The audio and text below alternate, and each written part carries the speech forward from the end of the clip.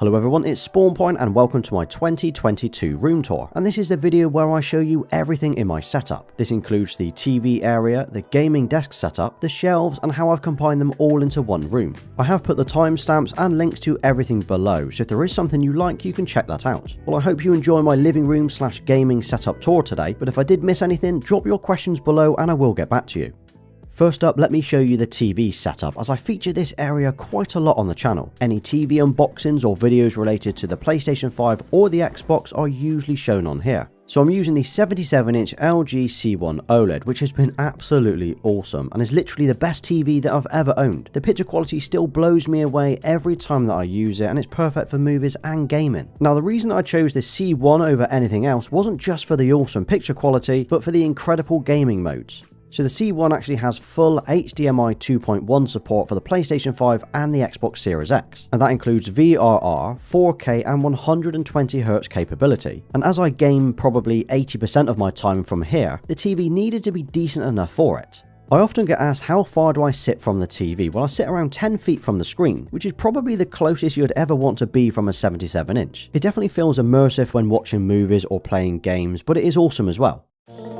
You'll notice that behind the TV I've got some RGB lighting. Now, this is not part of the TV, so it does not react to what's on the screen, but it does create a nice glow and it is fully customizable through an app. So these are actually called the LifeX Z strips, and they are stuck on the back with 3M tape. I'm actually using 5 meters of them here. Now, they don't look particularly tidy back here, but they do look awesome when they're on. During the day, I usually have them set to a clean white glow. That just brightens up the wall behind the TV. But it's at night where these lights really shine. They completely transform the room. Now, although I usually show my setup with the clean white lights on, I actually have these RGB lights on almost every single night. Apart from when I'm watching movies, I usually have them off or very low.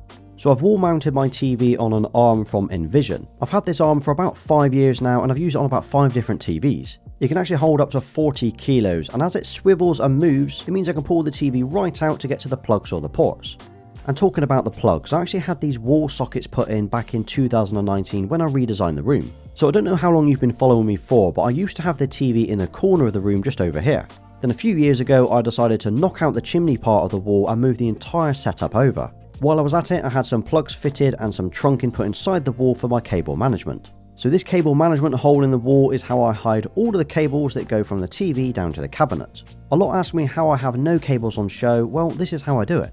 It keeps the setup looking tidy, as you can't see any wires at all. And as I put the trunking in the wall, I can easily swap the cables out when I need to. So under the TV, I've got this wooden AV unit. Now, this was custom made for me back in 2015, way before I had my YouTube or Instagram account. I designed it to hold all of the gear that I had at the time, but it's lasted me a lot longer than I expected. I actually hand drew it, mocked it up in Photoshop, then I found a local joiner to build it for me. I then painted it and I slotted it into the corner. Since then, it's moved slightly to the left and I made a door to cover up the speaker hole that I used to have. Now, this unit is stupidly heavy and it's solid as well. I can stand on it and it won't flex, and I've even had 86-inch TVs on here without issue.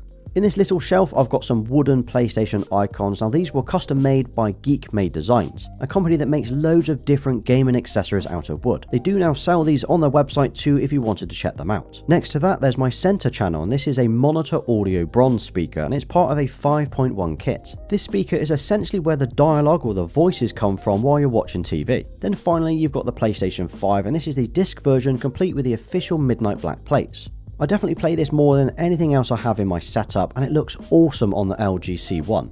But I also use the PlayStation 5 over on my desk setup, so I will talk more about the PS5 later once we move over to that. Now let me show you what I'm hiding inside the unit.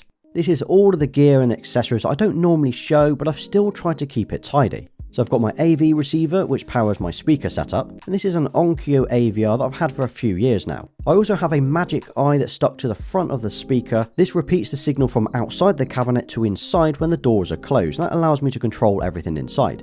Next to the AVR, I've got a Nintendo Switch, and this is the original model, so it's pretty tired looking, but it's docked most of the time and used with the TV.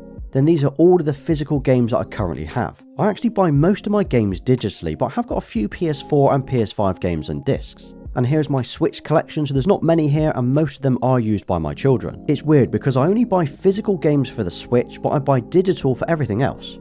Now, the Steelbooks are my favourite games in the collection that I have. The newest is the 25th anniversary GT7, which is awesome. But I actually think my favourite steelbook that I have so far is probably the Spider-Man. I think the artwork is really nice on this. I then got a few others including Cyberpunk, Days Gone and The Last of Us Part 2. As I say, I do buy most of my games digitally. It's just easier and more convenient for me to play and store my games this way. And that's why I recently upgraded to a 4TB SSD in the PS5. On the top shelf, I've got a couple of Switch cases from Satisfy, and this is where I actually store the games as well. Now I didn't film this, but I also use the Satisfy grips with the Switch, and it makes a huge difference with how you hold it. And here are a couple of faceplates for the Xbox Series X controller from Scuff. I don't swap them often, but it means I can change the colour of the controller if I wanted to. Next to that, we've got an Apple TV 4K, and this is the most recent version that launched last year. This lets you stream movies and AirPlay and access the Apple Arcade from the TV. And these two little white boxes here are for my home heating system with Hive and the Philips Hue bridge. Now although I'm using LifeX lights around the house, I do still have a few Philips Hue bulbs as well. And finally I have an 8-port gigabit network switch, and this is what I use to provide a wired connection to the TV, the AVR and all of the games consoles in the setup. And inside this little door on the right is where I charge my controllers. I've only ever got 2 PlayStation 5 or 2 Xbox controllers in here, but it means I can keep them charging and out of sight. I mentioned that I'm using a Monitor Audio Bronze Center channel speaker. Well, that forms part of a 5.1 system. I've had these for a few years now and they sound absolutely incredible. They're hooked up to the Onkyo AVR that I have in the cabinet and they are perfect for anything I play through them, music, movies or gaming. I've got the 2 front speakers either side of the TV and these are the bronze 2s. The right one is sitting on this mission stand at around 60 centimeters tall, while the left one is on the shelf. Both of these speakers are at the same height, which is purely coincidental. I did actually buy these metal stands as a pair, but I quite like the asymmetrical look here, plus it gives me room for my sub. And this is a new addition, it's something that I only added a couple of weeks ago. And this replaces an Onkyo sub that I used to have behind the sofa, but I wanted something bigger and better. So here it is, this is a Monitor Audio Bronze W10 sub, and like with the speakers, I've taken the covers off because I think they look so much better this way. Around the back I've got the Bronze 1 speakers and these are sitting on some wall brackets that I fitted. The cables are a little untidy though and it's definitely something that I need to sort.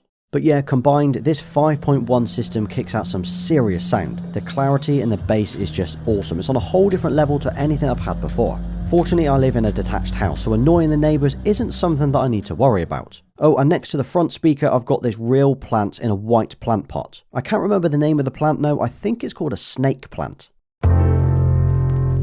Looking at the consoles I'm currently using with my setup, I've got the Xbox Series X here, which is used most of the time for games like Forza. Anything that I can get on Game Pass, I will play on this console. A lot of you ask me, how is the Xbox even connected to the TV? Well, I have an HDMI cable that goes from the Xbox, under the carpet, up and through the wall and into the back of the TV. I could have put the Xbox in the cabinet, but I like the look of it on the shelf. Next to that, we've got the Xbox Series S. Now, this isn't used a great deal actually. It was bought originally for my children to use so I could use the Xbox Series X, but so far that's not happened. Eventually, I will move the Series S into a different room, but for now it just sits on the shelf. Then we have the OLED Switch, and this is actually only used by me and it's only used in handheld mode. It's not actually connected to the TV like the other Switch. But what I like about the new OLED Switch is I like the stand on the back. It's so much more sturdy than the previous model. Plus, of course, the OLED screen is so much nicer. So I'm going to come back to the shelving unit in a couple of minutes, but let's take a look at the desk setup next. Now this setup was actually only going to be for a few weeks. It was just something I wanted to build, test out, and then I would pack it away again. Well, that was over 5 months ago now, and it's been used a lot more than I ever expected it would be. The chair that I'm using is the Herman Miller Embody, and this is in collaboration with the Logitech, so it forms part of their gaming range. Now I've said this before, but this is the best chair that I've ever used. It looks good and it is incredibly comfy to sit in. Now I use this on the carpet and it actually rolls and moves very well on it. However, I have still put a floor mat down just to protect the carpet more than anything else. The desk that I'm using is from FlexiSpot and I opted for the full black version, so that's the black standing legs and the black top. I rarely use it in standing though, it's practically only used in the sitting position. On the top there's the 27-inch LG GP950 monitor, and this is I think LG's fastest gaming monitor right now, or at least it was when I ordered it last year. But it's not far off the same spec as the TV that I've got in terms of the response time and the gaming modes. Hooked up to the monitor is my PlayStation 5. Now I mentioned before that it usually sits under my TV, which it does, but I often move it here for certain games. So if I'm playing story-driven games or racing games, it'll be on the TV. Games like Horizon, GT7, Cyberpunk and Spider-Man. But when I want to jump on a game like Vanguard or Warzone, I will usually move it to the desk. There are two reasons for this. One is I like sitting upright in the chair, it just feels better. And two, I usually play COD in the evenings. So instead of taking up the TV, my wife can watch Netflix or game on the Xbox while I'm on the PlayStation 5. It's only for an hour or two, but nobody wants to sit and watch me on here. Moving the PS5 only takes me a couple of minutes, as I actually have two sets of cables. I simply unplug it from one setup and move it over to the other. I don't need to move the cables as well. You'll notice that I'm using the midnight black plates from PlayStation, and I've added a matte black wrap in the middle covering up the glossy panel. Next to that, there's a wooden controller stand from Geek Made Designs. I prefer this stand over the other one I've got on my shelves, as I prefer the way that it sits upright. On the other side, there's a pair of SteelSeries Arctis 7Ps. And these are currently my favourite headset for the PS5, and these are sitting on a wooden headset stand from Grovemade. I love the style of this, and if you're interested in it, I actually have a 10% off code in the description. Now, although I don't use a keyboard or mouse on here, I still have a felt desk pad on the top. I think it breaks up the solid black top. This again is from Grovemade, and it is super soft. Plus it's great for putting my drinks or snacks on while I'm gaming. Finally, the cable management. I've tried to keep as many cables out of sight as possible. Most of the cables are stuck underneath the desk using either 3M tape or these little black plastic clips. Cable management is one of the cheapest and easiest things you can do to completely transform your setup. I will literally spend hours doing this on any setup that I build. Okay, so in between the TV and the desk setup, I have this shelving unit. Now this was from a company called Next, and I've had this for about 4 to 5 years. I wanted something to display all of my gear, controllers and merch just in one place. Now these shelves are really heavy. It's got a full metal frame and wooden planks, and it feels solid. I get a lot of questions about this, but unfortunately I don't think they make it anymore. On the top shelf, I've got a few of my headsets. There's the PlayStation 5's Pulse 3Ds in midnight black. Then we've got the Xbox wireless headset and the Apple AirPods Max. Over here, I've got the Last of Us Part 2 Ellie statue, and I actually bought the collector's edition just for this statue. The detail is incredible. Next to that, I've got a PlayStation glass, which often moves around my room.